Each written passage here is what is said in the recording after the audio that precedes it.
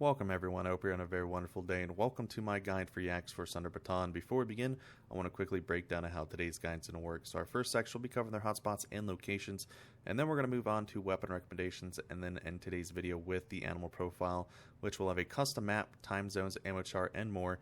Everything you need to make your hunting life 10 times easier. So let's get right into today's episode by quickly looking at all these yaks. I don't know what they're doing. They're just stacking on top of each other, but let's get into their drinking time. These guys drink between 8 to 12, and one thing I want to mention about that is that they share the same drinking time as Nilgai on this map.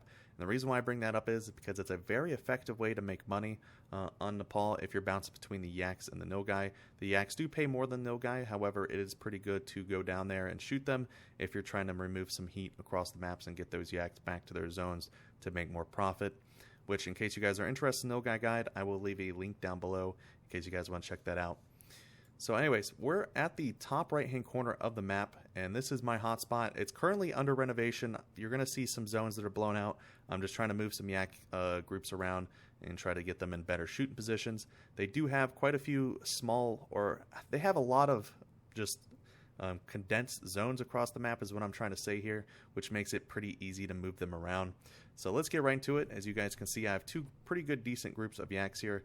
This one is just a single group, and this one over here off to the left has at least two groups of yaks in it. So we're going to open the map now, and we're going to go from right to left. So all the lakes that you're going to see here today will house yaks. So we're going to zoom in here. This is one of the two best locations when it comes to hunting yaks here on Nepal. So I highly recommend tetting up here and exploring that location. If we come across left here, we have two lakes at the very top northern section. The top one is blown out, which housed 2 units of yaks that I had there. And then down below here, we have one group, which I've seen. I've not seen them go any lower past that lake point, so I would not explore it and waste any time. Cutting across here to the left, we have these double lakes here. I've not seen any yaks here at this little small lake here off to the right of my tent here. But up top here, we do have 2 lakes that can house yaks. The top one is blown out, which I'm trying to get another group there just to renovate that zone. And moving up north here and cutting off to the left, this is the northernmost zone for the lakes here in the middle section. I did not mark this as a hotspot, but it's a pretty decent zone. It's one of my favorite places to shoot. Where my tent sits is a little valley that you can just walk down and look around the lake there, which I recommend checking that out. Moving off further to the left-hand side, we have the top leftmost northern lake here. It's blown out as well. Don't have a lot of zones there. Originally had 2 zones of yaks, but like I said, we're currently renovating. Coming down below here, we have an outpost here with some hot spots here. That is another location for yaks. I kind of don't recommend having zones there, so I do recommend blowing this one out because every time you come to this outpost, they will be alerted and run away. Moving down below, we have the most southern lakes here. These 3 lakes here across my screen do house yaks. One of them is blown out, unfortunately. I kind of made an oopsie on that one. I was not trying to blow that zone out, but we do have these 3 lakes here, and they're pretty okay. They can at least house 1 to 2 units of yaks. And then moving off to the left here, which is the final location of today's video. This is the second best spot for hunting yaks on this map. You have this chain of 3 lakes here, which you can set up pretty easily and hunt these guys. Now, there is one issue with the 2 lakes on the right-hand side, and that is being that they're kind of so close together that you're going to be alerting the other yaks. So you're going to have to try to figure out a way to handle that. The best way I think you can handle it is placing a tent off on the right-hand side here and tripoding up and shooting in from this angle.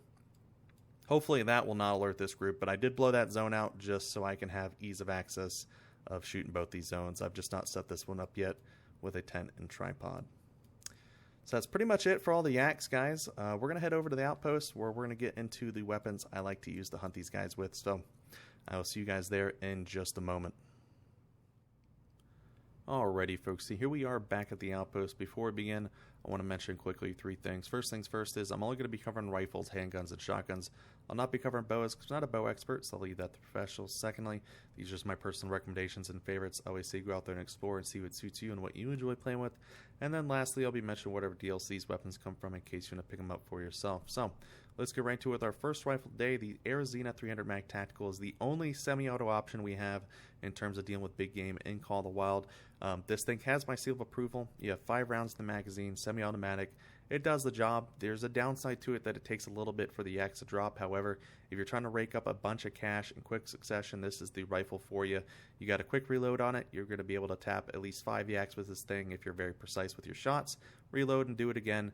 So I do recommend this thing, and you can find it in the high caliber weapon pack DLC. Moving on to our second rifle on today's list here. Now this is the third on the rankings when it comes to rifles, but it does the job pretty well. I enjoy using it when I bust it out every so often. The LRR-338. Now this rifle is kind of an upgrade to the 300 in terms of damage. It's a very solid choice if you're just trying to use a bolt action rifle on these guys. However, there is just a better alternative. So basically, there's really not much to talk about this gun. It's just the third on the list here, but it does the job well compared to a lot of the other rifles on this list here, or in the game in general. So I do recommend it, and you can find it in the Hunter Power Pack DLC. Moving on to our final rifle day. Now this is the #1 rifle in terms of killing these yaks as quickly as possible.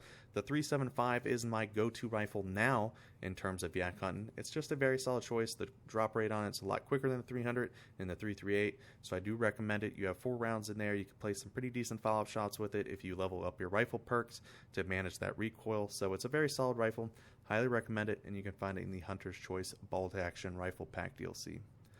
Moving on to handguns. Now, a lot of people suspect that I would probably recommend the 4570 Jernberg Spear. However, not today. These guys are known to charge, so if you do want to use a pistol on them, I recommend using the Rhino 454. You have 5 rounds in there. The 454 does an excellent job on killing these yaks because you have those multiple rounds in there.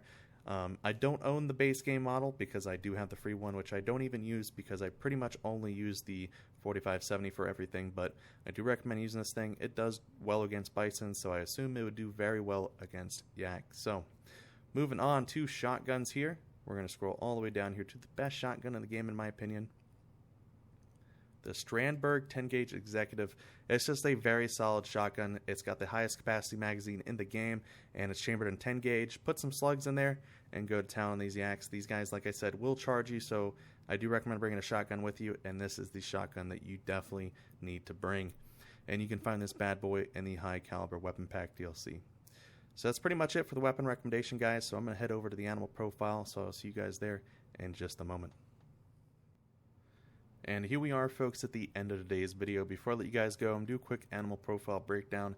Starting on the left-hand side, we have all of our basic yak information. We have our class, difficulty, silver, gold, and diamond threshold. We have our weight from least to greatest in kilograms and in pounds. We have our fur types from common, uncommon, and very rare. Moving on the center map, we pretty much covered all that information at the beginning of today's video. Moving on top right-hand corner, we have all of our time zones nice and organized for you.